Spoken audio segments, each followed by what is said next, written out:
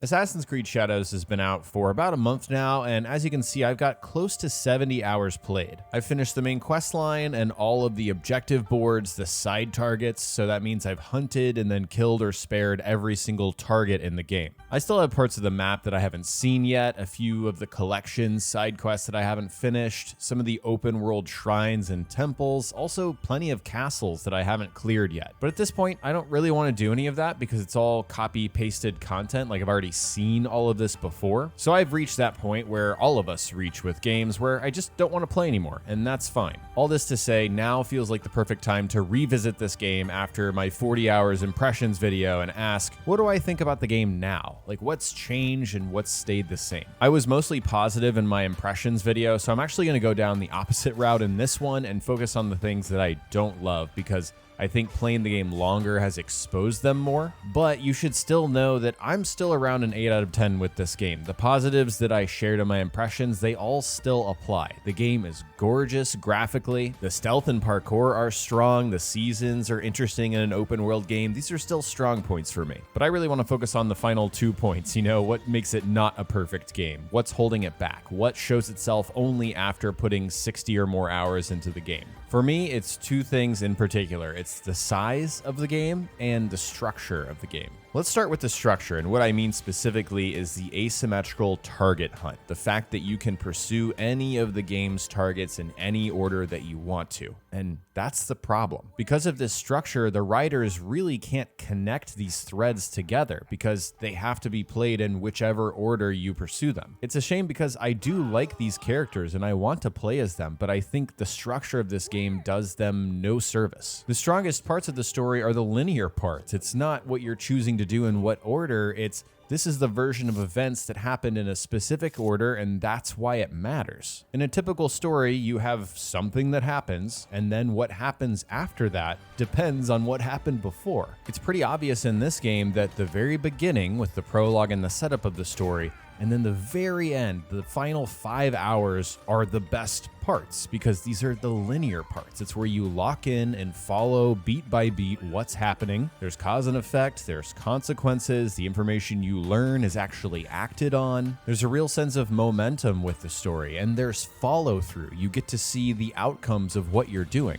The other 80-85% of this game's story is non-linear, and so it feels like it exists in a vacuum. You can do these arcs in any particular order that you want to, and really, I don't know if they're doing this on purpose or not. I'm going to give them the benefit of the doubt and say they think this is player choice above all. We don't want to force you to pursue a target that you don't want to pursue. We want to let you go to a corner of the map that you want to go to. But I think it's been proven with Valhalla, with Mirage, and now Shadows that this isn't a great way to tell a story. Ubisoft has been doing this with a lot of their recent games, Star Wars Outlaws, Watch Dogs Legion, and the result has been the same. The beginning and the ends of these games are fine, maybe even good, but the middle is this vast and murky zone of no momentum. You have no idea what's really going on, and you sort of lose connection to the emotional arc of the journey. So what you're left with is these isolated snapshots of a story, kind of like a collection of short stories of these characters rather than one continuous plot. I mentioned in my preview that my favorite part of this story was Yasuke's flashbacks to how he became the samurai that Oda Nobunaga shaped him into.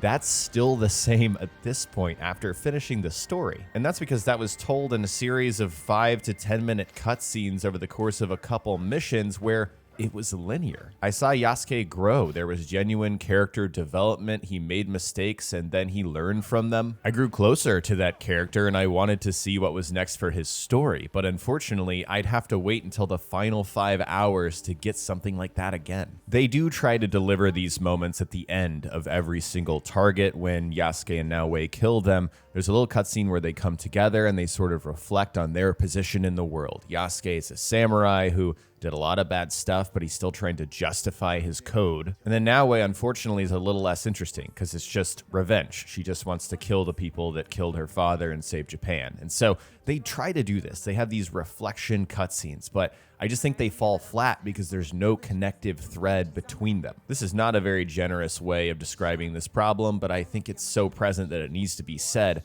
This feels like the Netflixification of a story within a video game. These days, Netflix will churn out shows that are made for people who aren't paying attention. They'll repeat some very obvious plot details to make sure that you're catching what's going on, but if you're paying attention moment to moment, it's very obvious and it feels simple. And it's also missing that connective tissue. Like, how does Noire know that somebody is hanging out at a temple? Sometimes that's explained because of a note you found, but sometimes the game is literally like, no, you just go in this direction. How difficult would it have been to make one target the guy you need to kill, who then gives you information on your next 2 or 3 targets? Things are underexplained, overexplained, and it makes a lot of sense if you look at the overall structure of the game and how it's meant to be played in whichever order you want to play it. At this point, I don't understand who this is for. Maybe it's for someone who can only put in like 5 hours of playtime a week.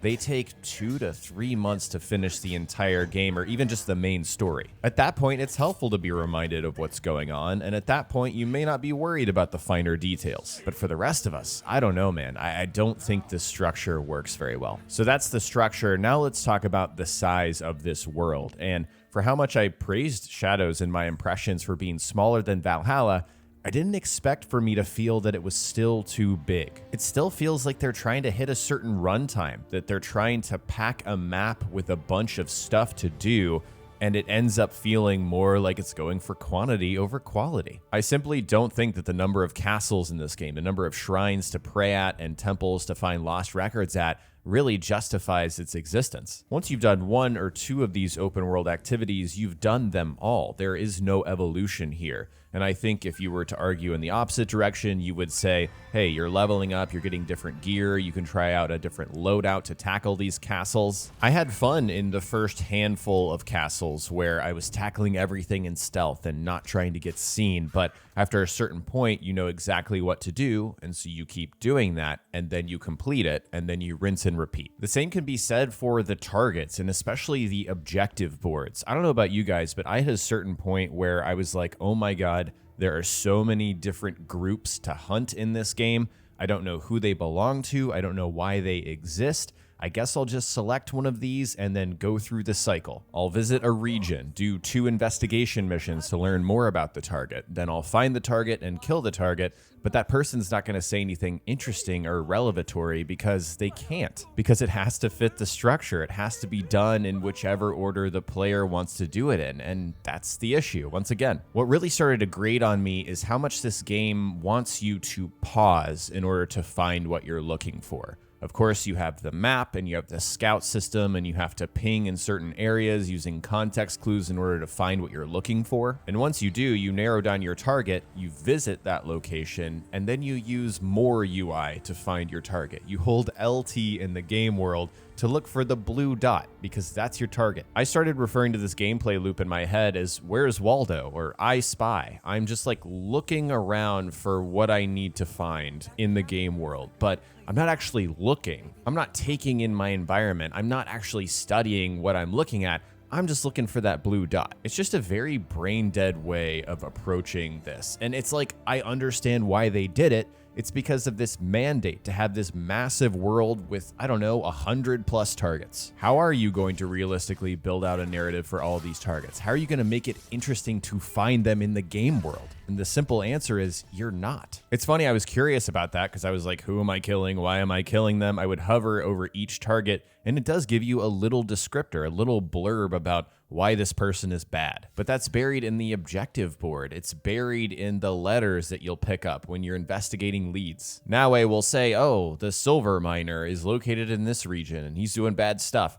But that's all the context you get. I just think this is disappointing. If you barely scrape beyond the surface level of what this game is showing you with its target hunt, it is so disappointing. I mentioned this in my impressions video. Why are we not having an assassin bureau in each region where we can go talk to them, talk to physical NPC scouts who have names and personalities, gather information from those people, and then act on it, and then build up a case in order to find our target? And I think we have our answer. They want quantity over quality. They are not concerned about the moment-to-moment beats and arcs of this narrative.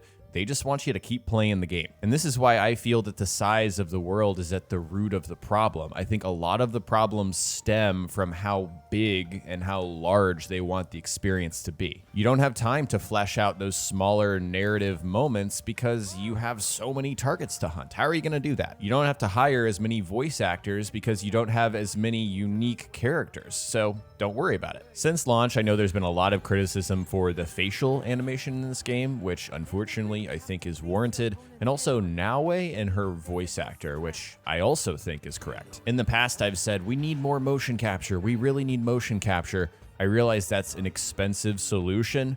However, a lot of other games that don't have motion capture for all of their cutscenes look better, and they are longer. They have more unique characters. Narrative used to be more important to this series in general, but it still pretends like it is. It still puts it forward. You're still seeing these faces constantly. And I don't know what else to say other than these need to look better. There is such a stark contrast between the beautiful, gorgeous world of Japan and then looking at Naue's face talking. Like, it completely, immediately takes you out of the experience. As for Naue's voice acting, I do think it's a weak point. I think she could have delivered a better performance, but I also feel like it's a symptom of the issue we've been talking about in this video. The actors, they don't feel like they're in the same room with each other, speaking lines back and forth like a normal conversation. The writing has very little stakes and emotion and momentum because it can't. That's why it's kind of hard for me to read when people say Ubisoft has bad writing.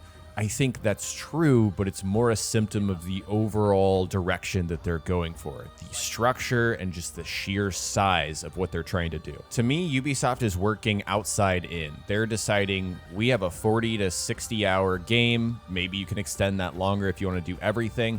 All right, let's fill it with stuff to do. And I genuinely believe if this was a 25 to 30 hour, maybe 40 tops experience, I wouldn't feel the exhaustion of these gameplay systems. I wouldn't be complaining about the lack of depth because I'd be done with the game after a certain point. I genuinely think that if they have any intention of making better than an 8 out of 10 video game, they need to rein back the scale because all of the faults of their gameplay systems and the lack of depth really shows after that 40-hour mark. Give me a normal plot that moves from A to B to C to D. Rein in the number of targets. We do not need 12 main targets. Can anyone remember a single target that they killed in Assassin's Creed Shadows? I remember the final guy. That's it. There are maybe 2 or 3 story moments that I even remember outside of the prologue and those flashbacks. Give me a smaller world with less locations. I don't remember any of the places I've been in Shadows because there's too many. I end up spending like 3 to 5 minutes tops in each location, and then I move on and I never go there again, save for like Kyoto. The fact that the most memorable thing about this entire experience for me in the month and a half that I've been playing it is opening the map to use my scouts to narrow down the target, visiting that location, and then holding LT to find them. To me, that's a failure to capture my imagination, to really bring me into the experience. So, you may be wondering, it sounds like you hate this game. Why did you give it an 8 in your impressions? Again, I think that a lot of this stuff exposes itself after a certain amount of time. The next 20 hours that I spent playing this game were like very weary. They were exhausting. They were, let's continue playing until we can reach a stopping point. And the fact is, I'm not even done with all of the content in the game. I flat out stopped worrying about my gear because I was getting so many pieces that were irrelevant that I had to constantly go back and upgrade in order to bring them up to my level. So it's like I stopped caring about my loadout. There are so many parts of the game that just fell to the wayside because I was just exhausted. This genre is very long, and I think how you feel at the end is not the same as how you feel in the middle, certainly not the same as how you feel at the beginning. I'm standing by that 8 out of 10 because that is how I felt at the 40-hour mark, and I think that's how most people are going to experience this game. They are not going to hunt down every single target. They're not going to visit every shrine. At that point, the graphics are still amazing. At that point, the stealth and the parkour are still satisfying. But do I feel that I'm going to boot up this game in a couple months from now and try to finish everything and go through those castles and try to do them in stealth?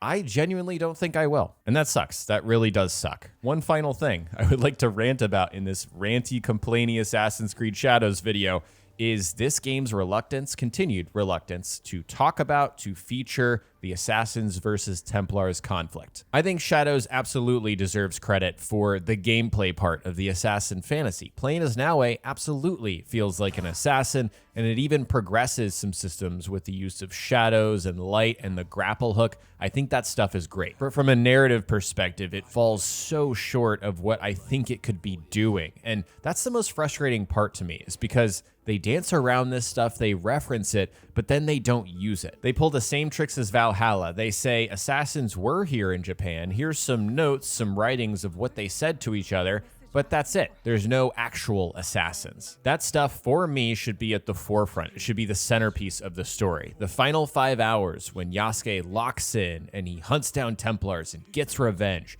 that should be the story. And same thing goes for the modern day and the Animus. Every new entry seems to be less and less of this stuff, which I understand it's not for everyone, but at this point, it's almost like an Easter egg. It's like you have to dig for this content. They don't want it to be at the forefront. They want to hide it away and be a memory of what used to be. And the result is that it just kind of sucks, right? I mean, why even include this stuff if you're not going to put any effort towards it? I flat out miss the days where the stories were about hunting down Templars throughout history, locating pieces of Eden, and then finding where they were in modern day, and then going and getting them and stopping the Templar plot. I understand that they've moved on from that, but nothing since that point, save for Origins, I would say, from a story standpoint, has really matched up. I mean, that was really interesting sci-fi storytelling for me. It's just flat out not as good as it used to be. Okay, that is probably enough, more than enough ranting for me. I hope this was interesting to you guys, sharing more thoughts on Shadows. I don't think I'm going to really circle back on this game. Maybe I'll revisit it in a little bit to see how it's aged, to see how I feel about it in the future. But yeah, it feels like a bookmark on this game. I think I'm done with Shadows for the moment. Let me know what you guys thought about the game. Of course, these are my thoughts. You may have loved the game. Plenty of people are liking the game. It's selling well. That's great and fine. I'd love to hear what you guys thought about it. If you enjoyed the video, let me know by clicking the like button. If not, go ahead and click dislike. Also, subscribe to the channel for more videos like this and ring the bell so you don't miss my next one. Thanks so much for watching, guys, and I'll talk to you next time.